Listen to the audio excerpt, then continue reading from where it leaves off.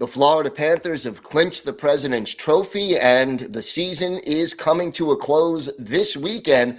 We've got you covered all around right here on the Locked On NHL podcast.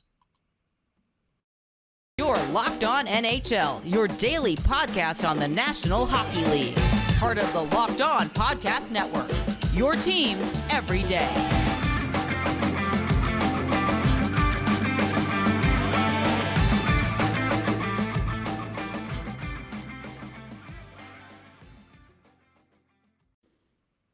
And happy Friday, everybody, and welcome to the Locked On NHL podcast. And thank you for making Locked On NHL your first listen every day. We are free and available on all platforms. I am Gil Martin, and it's great to be with you this and every Friday. I am joined by Rachel Donner. And Rachel, can you believe we have actually reached the final weekend of the season?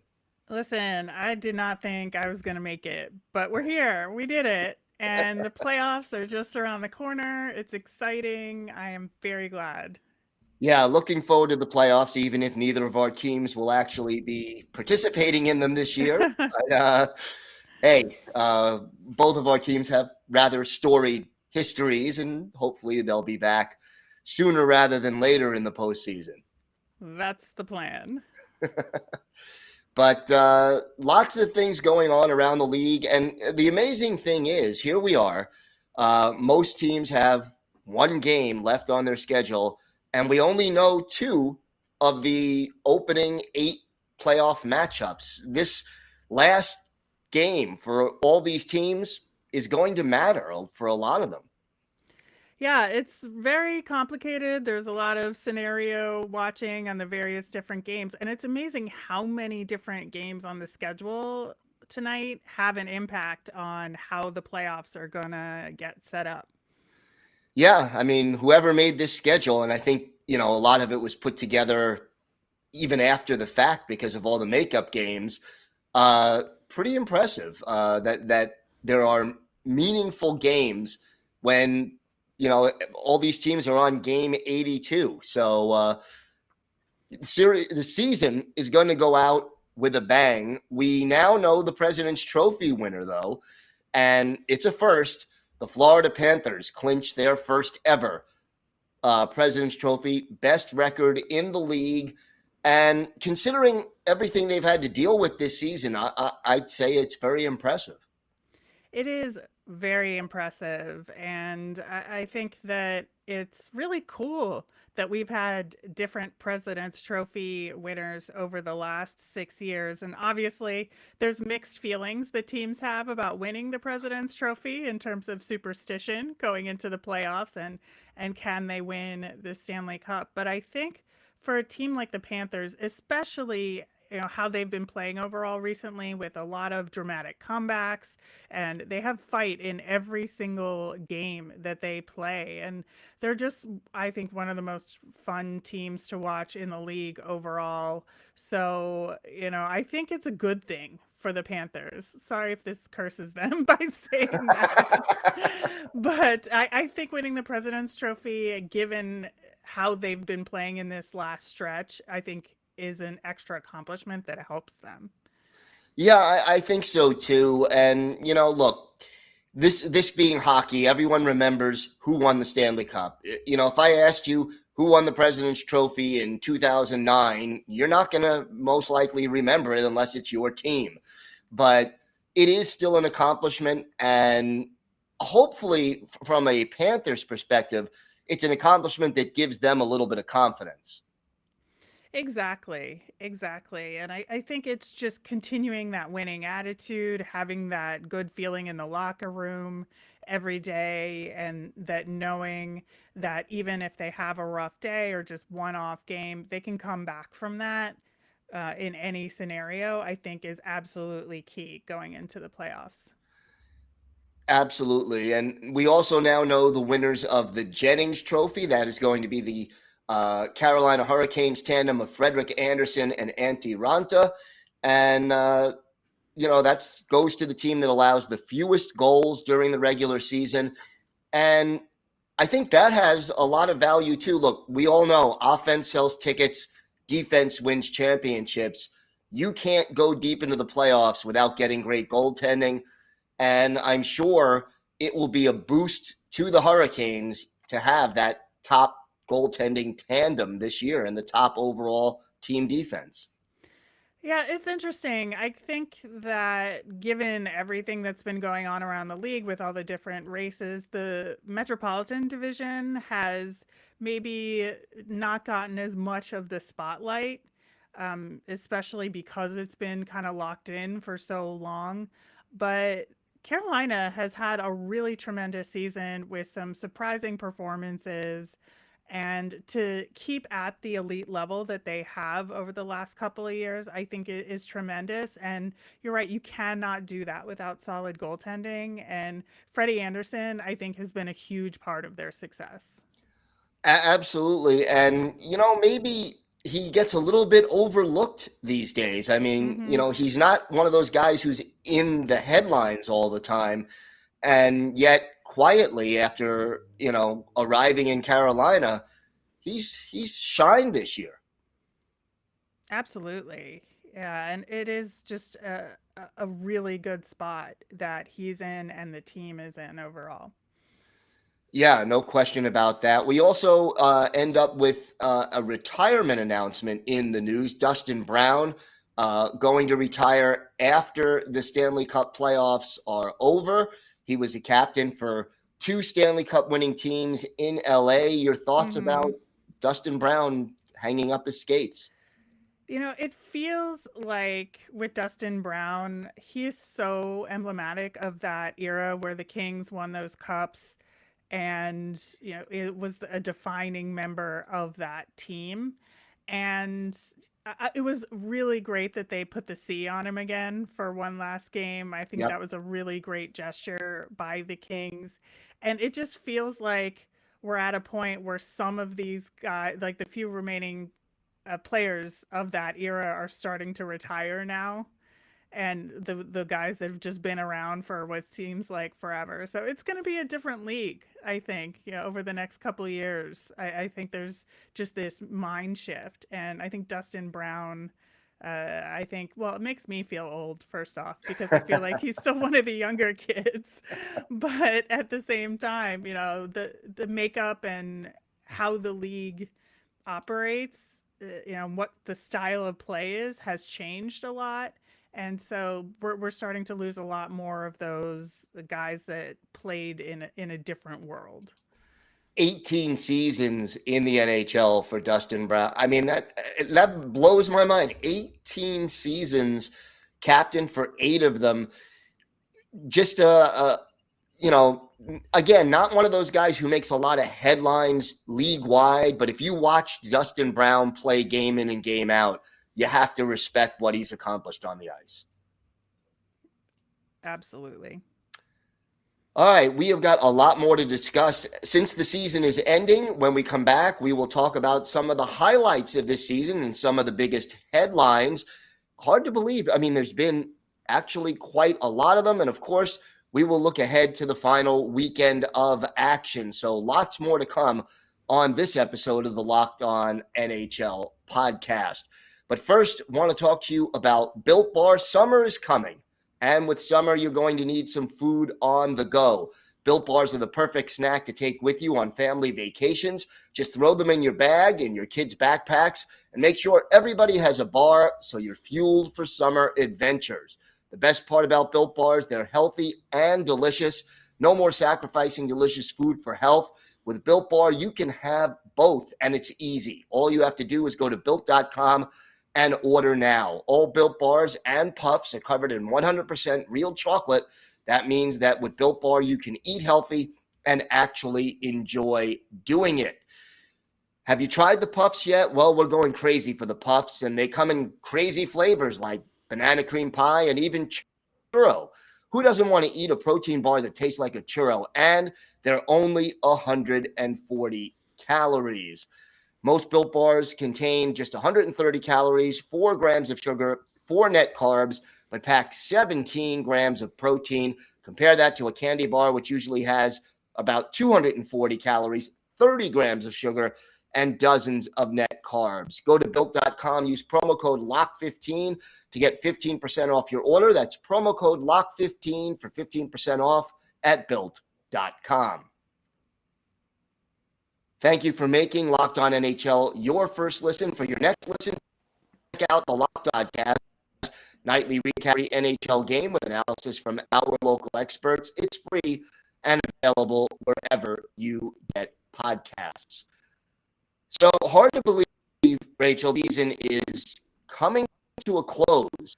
I mean, wow, it's been a heck of a ride. The league, let's start with the basics. The league is going to be able to complete this season despite all the disruptions COVID caused. Yeah, I think that that's the biggest story of this season. After the last 2 seasons of it being really hampered by COVID and cancellations and lots of players out, we did have some COVID interruptions this season, and that ultimately led to them canceling the NHL players going to the Olympics, which was a huge thing this season. But we did get a complete 82 game season in, and we're going to have, a full playoffs, and we had fans in arenas for most games this season.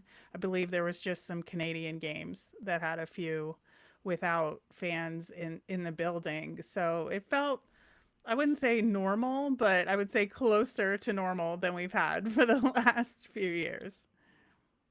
Yeah, and just getting in 82 games for the first time. This is, last 2 years before they were able to do that right. And the statistics catch up with all the past seasons. And all of that good news, and the league has to be commended for being able to get through all of that. Another big story that I think makes a lot of sense throughout this is scoring and how many players are stones. Yeah, we had Alex Ovechkin with his ninth 50-goal season of his career. We had 8 guys with over 100 points. Austin Matthews hitting the 60-goal mark. 4 guys with 50 or more goals this season.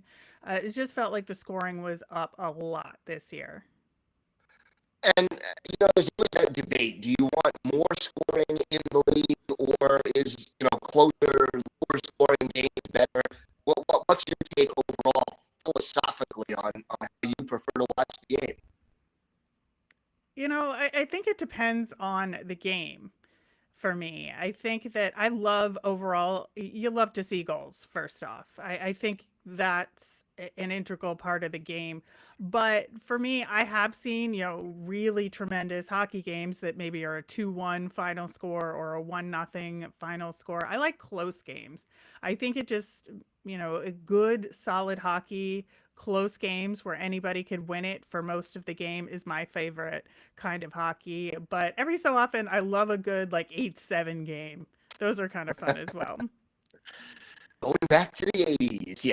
Mm-hmm. Yeah, no, absolutely. And I think seeing some of these reach these milestones is inspiring, and 60 goals doesn't happen that often in the NHL. So congratulations also to Austin Matthews for accomplishing that this season. We also had our share of negative headlines, especially early in the season. Can't mention what happened this year without talking about the fallout from, what happened in 2010 with the Chicago Blackhawks. Yeah, it was definitely a huge story in the league this year. And of course, the Chicago Blackhawks investigating what happened in 2010. Kyle Beach then revealing himself to be John Doe in that story quite remarkably. And I think that, we saw a lot of really good investigative reporting into that story as well. And there was a lot of fallout with, coaches getting fired, team officials and management getting fired from the Blackhawks.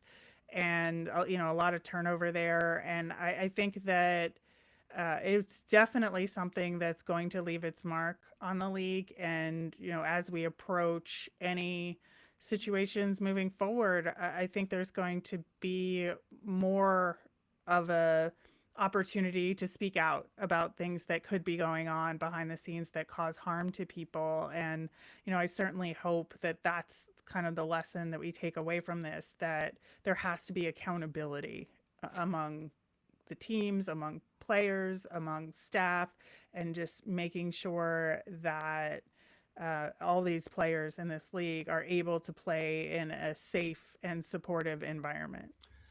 Absolutely. And hopefully the league learns and grows from this scandal, and going forward, we do not see repeats of it. Uh, Another thing that was a big story throughout this season is the play of rookies. I mean, we've had some outstanding rookies. Trevor Zegras of Anaheim grabbing a lot of headlines. What are your thoughts about, the Michigan or the lacrosse goals? Are they exciting? Are they disrespectful? Or are they both? Absolutely love it. Okay. A goal is getting the puck in the net past the goaltender. You do it however you can, as long as it's not violating goaltender interference, whatever that happens to be at the time. And as long as you're following the rules, I think that however you get the puck in the net is fine by me. They don't ask how, they just ask how many. So yeah, Mm-hmm. okay. Some of the other rookies that caught your eye this season. I love the Lucas Raymond Moritz Seider duo in Detroit. I think that's a really exciting pair of players that is going to be really impactful for the Red Wings moving forward. And amongst rookies, both of them were near the top of the scoring list, so that's exciting. Michael Bunting, I think, is probably the biggest story rookie wise of the season. Kind of a surprise. He wasn't one of the names that a lot of people were talking about. Some people were, who are in the know, obviously, in the Leafs world as well. But, I don't think anybody would have predicted that he would be leading the league in points for rookies this year at the end of the season. And I do think Cole Caulfield is a story as well, because he was the presumptive Calder winner going into this season, and he struggled a lot. But since Marty St. Louis has taken over in Montreal, he's turned things around as well. And I think sort of the recovery of his play and the regaining of his confidence is another big story among rookies. Yeah, I like that, and the way you pointed that out, because such a disappointing start, and yet found his game, took it to another level late. And it could be the change in coaching. It could be the experience in adjusting to the size and speed of the NHL game. Could be a combination of both. How about this? First time in franchise history, the Vegas Golden Knights are not going to the playoffs. It's so funny. I think that there has been a simmering anger about Vegas having made the playoffs every year amongst other fan bases. And I think, seeing Vegas go down was one of the rare collective moments of joy amongst other fans in the league. And, I think when you start at the top and there's only going down from there, that's a tough road. But honestly, I think Vegas kind of did it to themselves, the way they've managed their cap, the way they've been ruthless managing personnel. And, they made that huge trade for Jack Eichel, which was definitely, I mean, I would say it's the biggest trade of the season, Yep. right? Yep. Right. And they still didn't make the playoffs. Not that it was Jack Eichel's fault. It is not Jack Eichel's fault. There was a lot going on that team in Vegas that led up to this. But yeah, I think it's a changing of the guard there, so to speak. Well, look, no team wins forever. I mean, all dynasties, all great stretches of play do come to an end. Not that Vegas couldn't be back next year, but it was a little surprising to me how much the fans from around the league took joy in Vegas's downfall this year. I think so too.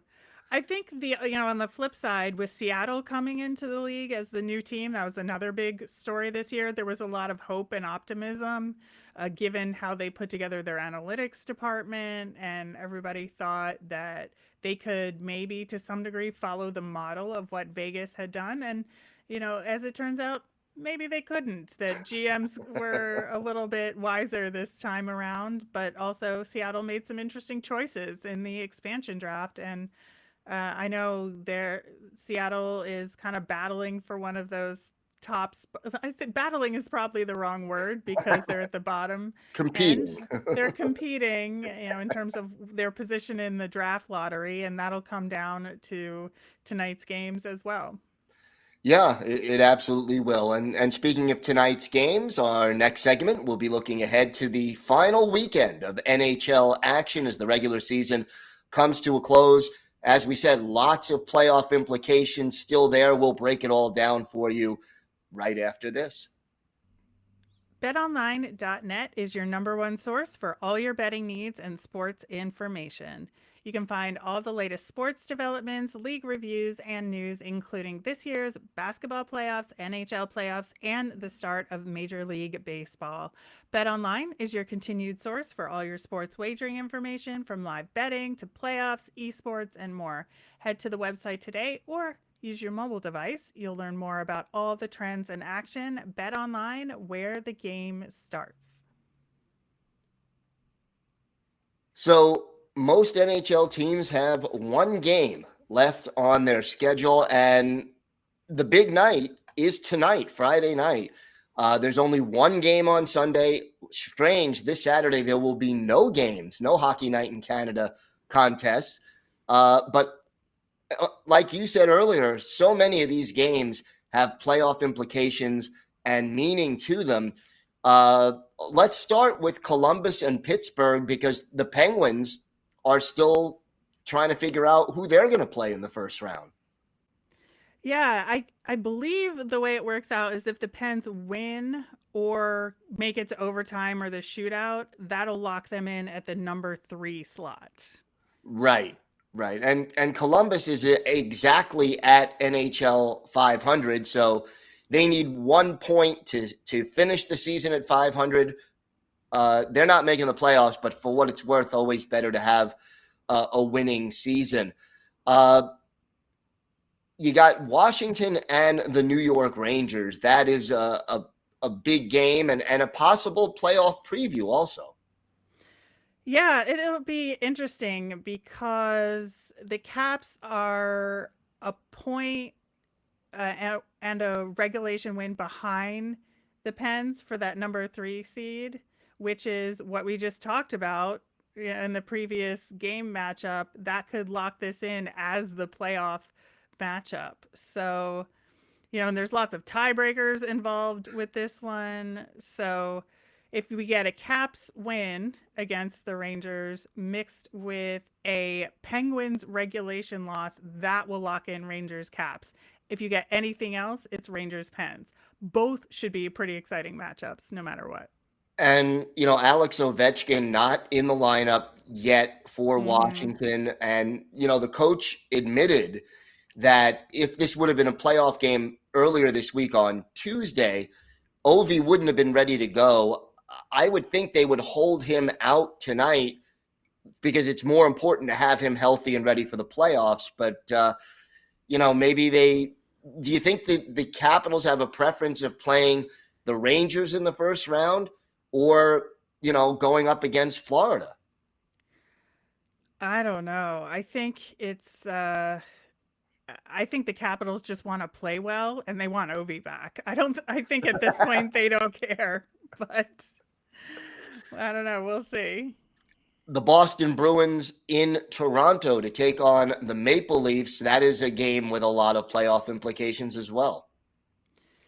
Yeah, I think this is honestly the big one for the league in terms of, having a rivalry game in and of itself, having these implications, because Bruins versus Leafs is always a good game no matter what.